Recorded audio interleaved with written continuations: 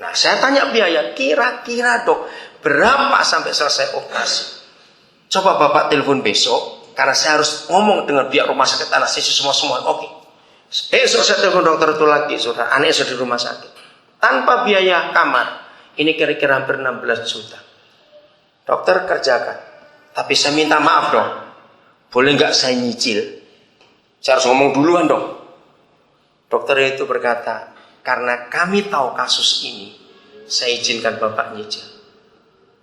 Saudara, operasi pertama anak itu kesakitan, saya beli handphone buat dia. Saya bilang, kalau kamu perlu apa, telepon Papa, saya angkat, dia jadi anak saya. Saudara, begitu operasi pertama yang saya kaget, kan ditarik bukan? Itu berat tarikannya 19 kilo. Anak itu kesakitan 3 hari. Dokter bilang, karena harus ditarik kuat, karena terlalu lama dia. Saudara, 6 kali betul operasinya. 4 bulan dia di rumah sakit. Keluarganya akhirnya tahu siapa Yesus. Sekarang tinggal 2 senti saja. Saya belikan dia sepatu khusus dari Solo, saya pesan. Ya, Solo memang pusatnya itu. Maaf kalau saya cerita seperti ini. Berapa tahun saya jadi Kristen? Melihat orang lain bagaimana. Seringkali kita cuma hitung-hitungan buat diri sendiri. Bagian terakhir. Masih Lukas 7. Akhirnya setelah sampai, ya sehingga tahu kisah itu saya nggak baca karena waktu. Ditolak. Jangan datang, cukup katakan sepatah kata saja. Ayat 9. Ya, ayat 9. Setelah Yesus mendengar perkataan itu, ia heran akan dia, akan orang kafir penjajah itu. Dan sambil berpaling kepada siapa? Orang banyak yang mengikuti dia. Ia berkata, aku berkata kepadamu, iman sebesar ini tidak pernah kujumpai, sekalipun di antara orang Israel. Kenapa Tuhan Yesus mengatakan iman yang paling suci ini justru ditujukan kepada orang yang bukan Yahudi? Mari kita lihat. Kalau saya lihat sepintas, nggak ada yang pernah jadi tentara atau polisi di sini. Abraham dikit model ada, tapi pernah nggak jadi polisi? Abraham nggak. Oke. Tapi kita tahu hukum militer bukan? Loh ya atau tidak? Hukum militer sudah tahu? Hukum militer itu seluruh dunia sama. Itu hebatnya Tuhan. Hukum ekonomi, pendidikan, kesehatan, politik tiap negara beda. Tapi hukum militer semua negara di dunia sama. Ngerti maksudnya? Jenjang pangkat namanya sama, hormat pendidikan sama semua. Militer itu hebat. Nah, perwira ini memakai hukum militer kepada Tuhan Yesus. Artinya, seorang komandan kalau memberi perintah kepada prajurit, boleh nggak prajurit bilang, komandan, maaf, istri melahirkan. Boleh nggak bilang begitu? Cepat jawab. Nggak boleh. Bapak mati pun, kalau komandan perintah, dia jalan tidak? Jalan.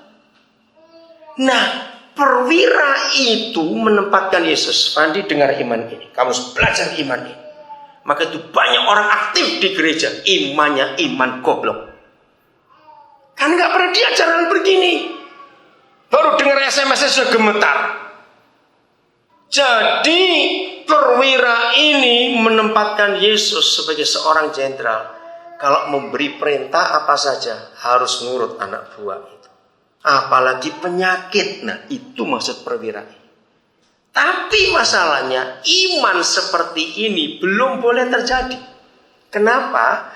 Untuk menunggu Tuhan Yesus punya posisi setinggi yang dihargai oleh perwira itu tunggu Yesus ditangkap dulu, disiksa dulu, dibunuh dulu, dikubur dulu, baru bangkit naik ke surga. Nah, baru posisinya cukup katakan sepatah kata saja. Betul tidak, saudara? Selama Yesus masih di dunia, dia belum. Sebab Efesus 1 menuliskan, kapan dia punya posisi lebih tinggi dari nama dan penguasa dan kerajaan dan apa saja. Itu Efesus 1, 20-23. Nanti baca di rumah. Cukup tulis, lupa. Enggak ditulis, lupa nanti. Kalau gitu, orang Kristen seringkali cuma hafal nomor rekening bank, ayat susah. Karena duitnya di situ. Dan itu betul kata Tuhan. Di mana ada duitmu, di situ ada hidupmu. Maka itu telepon bank juga lebih apa daripada ayat Alkitab. Enggak usah rasa tertuduh. Itu memang kebenaran. Amin. Oke. Efesus 1 20-23 nanti baca di rumah. Bayangkan, Yesus belum melewati banyak hal untuk mencapai posisi tertinggi yang punya otoritas di mulutnya seperti seorang komandan kepada prajuritnya. Tapi perwira ini sudah menempatkan Yesus di posisi setinggi itu. Maka itu dia berkata, di antara orang Yahudi pun gak ada iman sehebat ini. Ini orang kafir, penjajah, orang Roma bisa punya iman sehebat itu. Maka itu saya ini paling jengkel lihat hamba Tuhan, istri hamba Tuhan penakut. Mau apa-apa takut. Di mana imanmu? Yesus itu kamu anggap apa? Kalau suka takut terus begitu. Betul tidak saudara? Apa maksudnya kita berdoa? Percuma kamu sembahyang kalau Yesus kamu rendahkan seperti itu. Jujur, buat saudara hari ini Yesus di posisi mana? Perwira ini sudah menempatkan Yesus di posisi yang paling tinggi, padahal Yesusnya belum sampai ke situ. Itu yang mengherankan. Saya itu nggak pernah takut apa-apa, saudara. Orang itu takut, selalu anggaran ditakuti. Mau apa-apa anggaran dulu, betul nggak? Saya itu nggak pernah mikir anggaran. Pokoknya kalau papa saya nyuruh, saya berangkat. Kalau saudara masih ngitung anggaran terus, berarti Yesus jauh di bawah uang saudara. Karena saudara nggak bisa bergerak kalau nggak ada anggarannya dulu. Kisah Rasul menulis mereka nggak punya anggaran tapi jalan terus. Kok nggak ada yang ngamen? Itu luar biasa. Maka itu iman kita di posisi yang mana? Ayat 10. Nah ini yang seringkali dikotbahkan oleh banyak pendeta, nggak lengkap.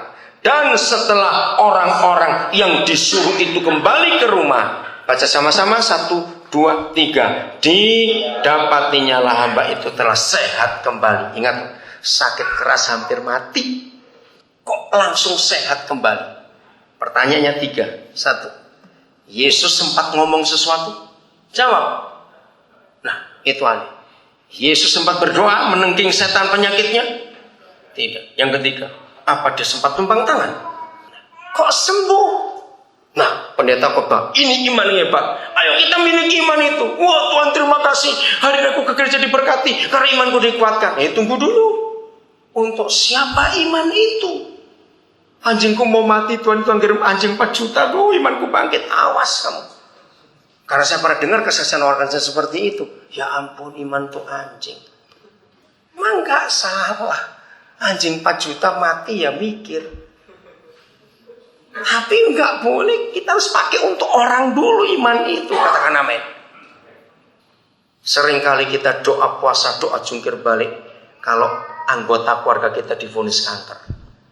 Harusnya iman yang sama kita jungkir balik juga untuk orang lain kita dengar. Oh, nggak ada amin lagi. Betul saudara? Maka itu pertanyaannya, Yesus untuk siapa? Ayo hari ini kita berubah dalam konsep hidup iman kita. Iman yang paling suci. Amin. Jangan lupa iman yang paling suci. Ajari anak-anak kita punya iman seperti itu dalam hidup, supaya mereka pun dapat diberkati. Suruh beritahu mereka, kumpulkan uang sakumu, uang sisihkan. Kalau ada temanmu susah, kamu tanya, kalau mukanya murung, saya ajari anak-anak begitu. Kalau temanmu mukanya murung, tanya, kenapa kamu? Di situ biasanya anak-anak itu papa mamanya berkelahi. Saya ajari mama papanya anak-anak itu, suruh main ke rumah anak itu. Karena kalau papa mama berkelahi di rumah, anak gak bisa belajar. Undang teman-teman anak kita. Enggak amin lagi. Kalau orang tuanya bermasalah, datang ke rumah kita. Baca Alkitab baik-baik. Alkitab penuh ada kata, berilah tumpangan. Betul? Berilah tumpangan. Kami selalu memberi tumpangan orang di rumah. Ayo datang. Saudara, itulah Tuhan. Kami di Nabiri dikenal orang. Orang Nabiri, karena Nabiri itu kota kecil. Berapa kali terjadi orang itu naik kapal, teman kenalan kami, walaupun orang Islam. Itu yang kami heran. Di kapal ketemu orang, bingung kan Nabiri kemana? Oh, rumahnya pendeta Daniel aja. Mereka tahu ada tempat di situ. Dan kami bersyukur. Janjinya kalau ada maling masuk jangan diteriakin ya. Sambut baik-baik, selamat malam. Ayo duduk, namamu siapa? Pasar bisa tutup, kantor bisa tutup, neraka nggak pernah tutup. Kalau kamu nyolong,